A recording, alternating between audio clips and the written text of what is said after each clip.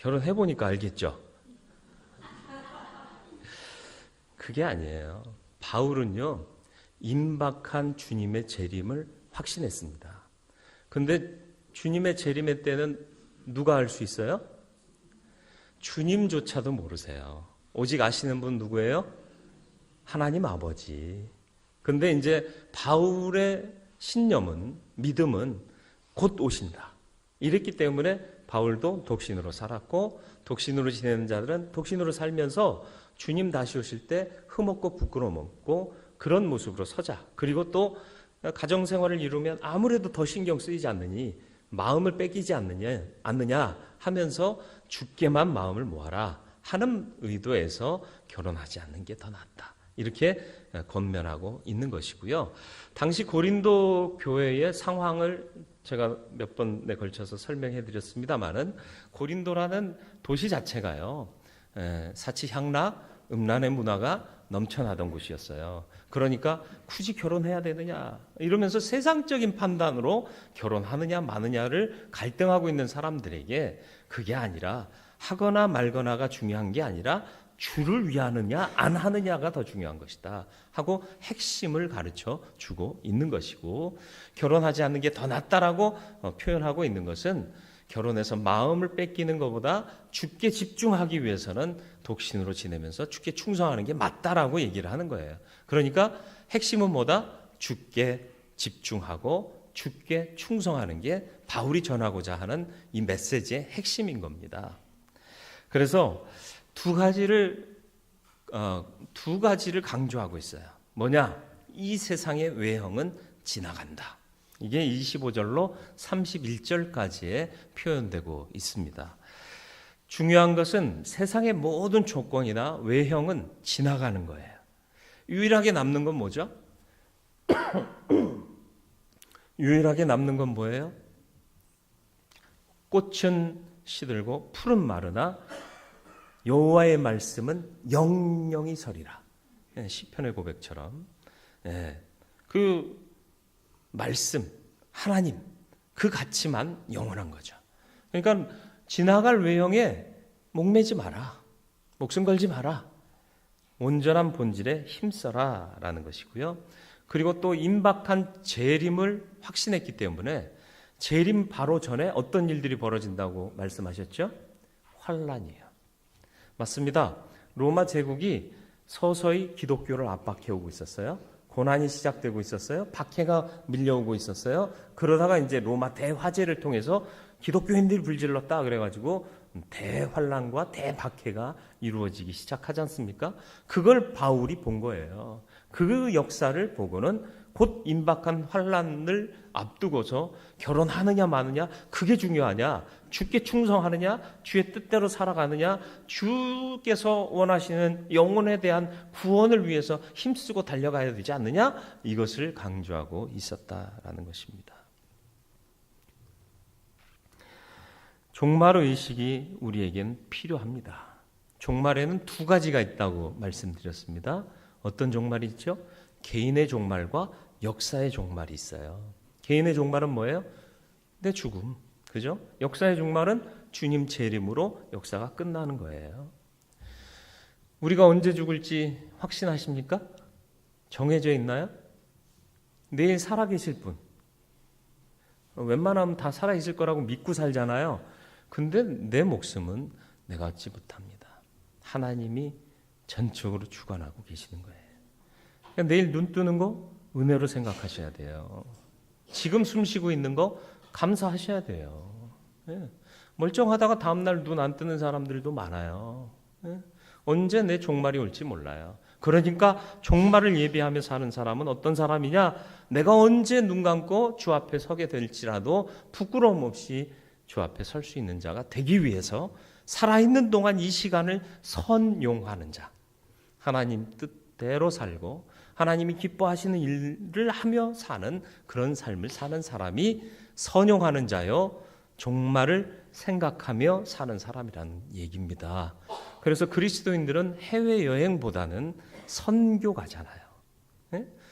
해외 선교 가요. 그래서 복음을 증거하고 간접적으로 또 사역하면서 복음의 일을 끼치잖아요. 그죠?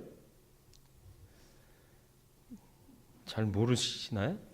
처음부터 다시. 가치가 다르기 때문에 그렇습니다. 저와 여러분들이 종말을 생각하며 종말 신앙을 갖고 사는 그리스도인 되기를 축원합니다. 30절로 31절 말씀을 보세요. 우는 자들은 울지 않는 자 같이 하며 기쁜 자들은 기쁘지 않은 자 같이 하며 매매하는 자들은 없는 자 같이 하며 세상 물건을 쓰는 자들은 다 쓰지 못하는 자 같이 하라. 이 세상의 외형은 지나감이니라. 뭐라고 그래요? 무슨 말씀이에요? 많이 있어도 다 쓰지 말라는 거예요. 다 갖추고 있어도 그거 즐기지 말라는 거예요. 절제하라는 거예요. 절제해서 뭐하게? 하나님께서 받으실 만한 일 하게. 돈 많다고 흥청망청 쓰지 말라는 거예요. 절제해서 선한 사역하라는 거예요. 절제해서 그것으로 하나님께 드리라는 거예요.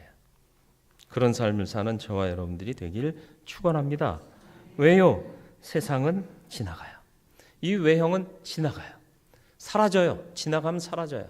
그런데 영원히 남는 것은 하나님의 일입니다. 저와 여러분들이 거기에 초점 맞추며 사는 하나님의 사람 되기를 축원합니다. 또 흐트러짐 없이 주를 섬기게 하려 함이라. 32절로 40절까지의 말씀입니다. 바울은 주님을 위한 삶을 다시 한번 강조해요. 결혼한 남녀는 주를 온전히 섬길 수 없으니까 혼자 살아라, 그 얘기가 아니에요.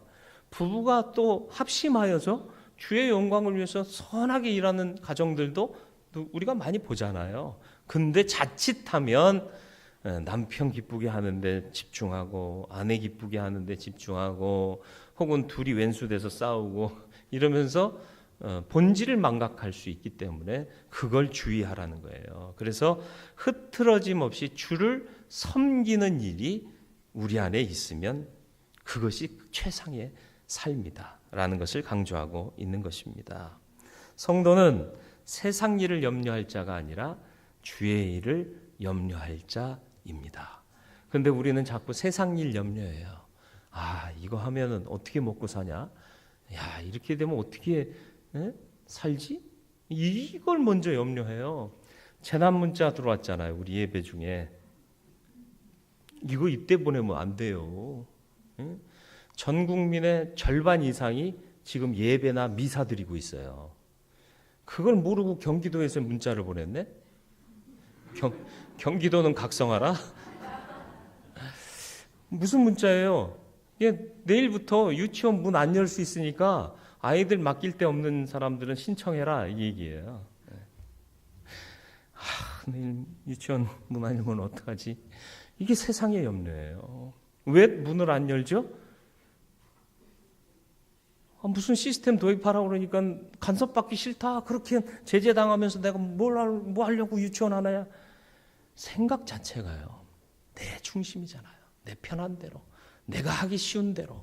내 쓰기 편한 대로. 왜 그래요? 서로를 위해 봉사하는 마음 가져야죠. 내가 이러면 누군가 고통받을 것이고 누군가 고통받으면 세상이 악해지는 거예요. 고통받으면 사람들이 악해져요? 선해져요? 막 맞는 애들 보세요. 세상을 긍정적으로 봐요? 아니잖아요. 누군가 아파진다는 건 세상을 밝게 볼 수 없다는 얘기거든요. 그걸 나 때문에 그렇게 되게 만드는 것 악이에요.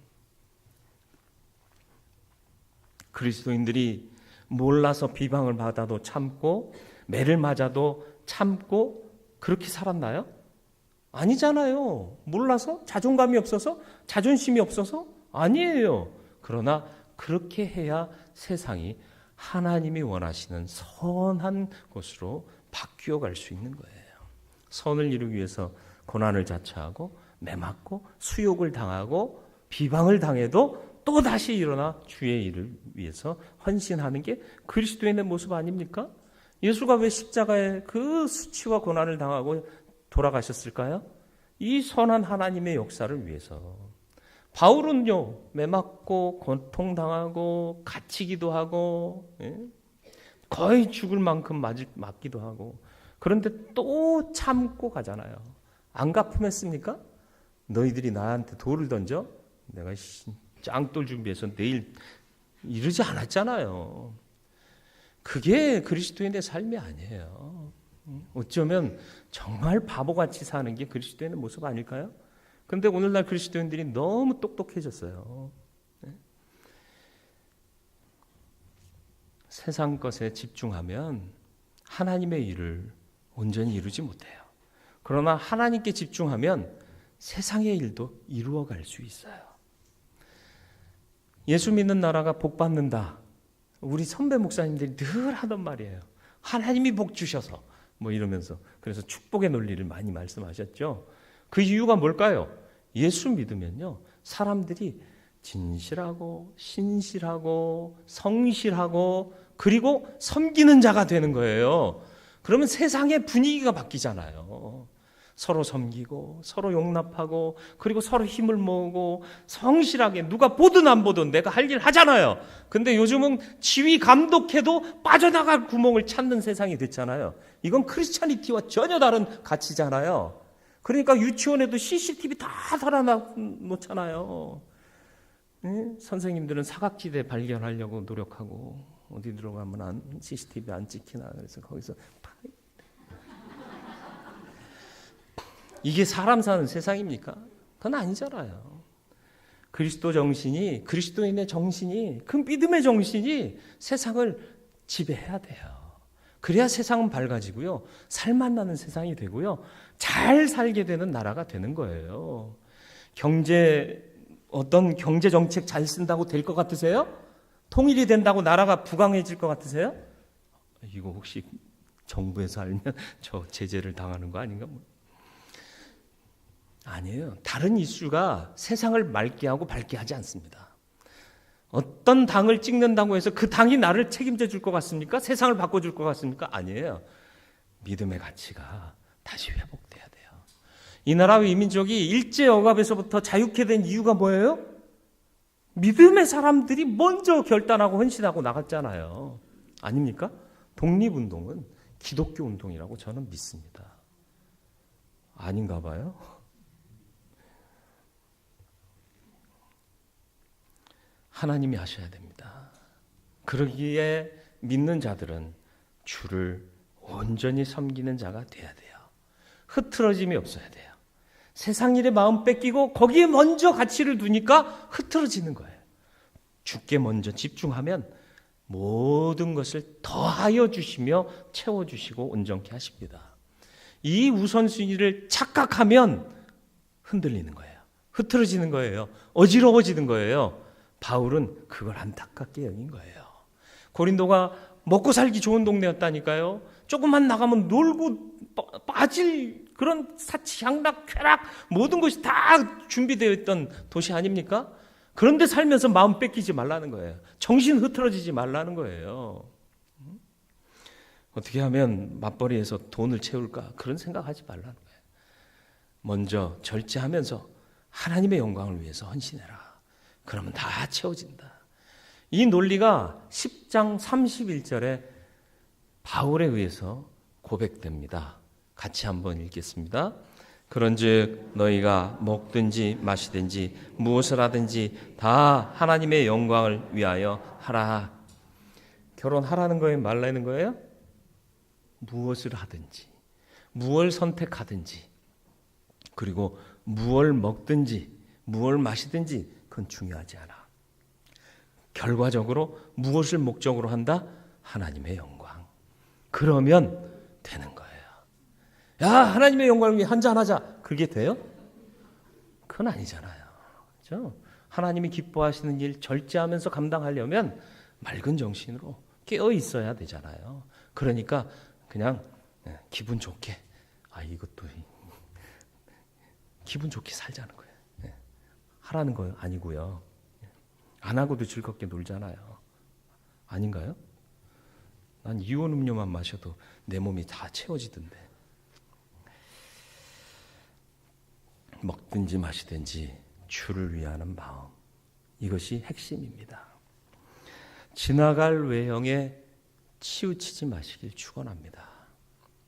오직 중심을 바로 하여서 예수 그리스도, 하나님, 그리고 영원한 하늘나라를 바라보며 사시길 바라요.